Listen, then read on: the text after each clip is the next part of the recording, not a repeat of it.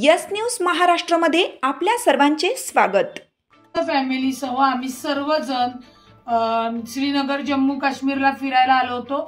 आजचा हल्ला झाल्यानंतर इथले पर्यटक प्रचंड घाबरलेले आहेत आणि आम्ही सर्वजण सुरक्षित आहोत, परंतु पर्यटक एवढे घाबरलेले आहेत की काही पर्यटक आजच आलेले आहेत, काही 2 वाजता पहलगामवरून निघालेले आहेत आणि 2:30 वाजता ही घटना घडलेली आहे।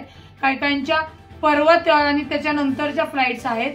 त्याच्यामुळे माझी महाराष्ट्र शासनाला विनंती आहे, माझी मुख्यमंत्री देवेंद्र फडणवीस साहेब, अजितदादा उपमुख्यमंत्री आणि केंद्रीय मंत्री मुरली अण्णा यांना विनंती आहे की इथे जे पर्यटक अडकून पडलेले आहेत त्यांना उद्या तात्काळ येण्यासाठीची सुरक्षित सोय करण्यात यावी, कारण का प्रचंड घबराट आणि सगळे पर्यटक आपल्या लहान लेकरा बाळांसोबत काश्मीरला खरं फिरायला आले होते।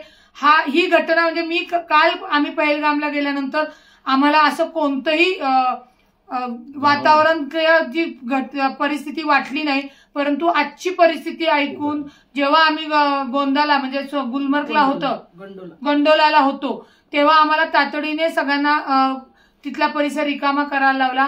माझी कृपया महाराष्ट्र शासनाला विनंती आहे, जे इथे महाराष्ट्र, कर्नाटक, गुजरात ही जी सगळी पर्यटक जवळजवळ 80 ते 90% आहेत आणि ती इथे अडकून पडलेली आहेत, प्रचंड घाबरलेली आहेत, त्यांना उद्या तातडीने सुरक्षित मध्ये विमानतळावर नेऊन आपल्या राज्यामध्ये येण्यासाठीची जी विमान सेवा असेल ती त्वरित तयार करून द्यावी अशी माझी विनंती आहे।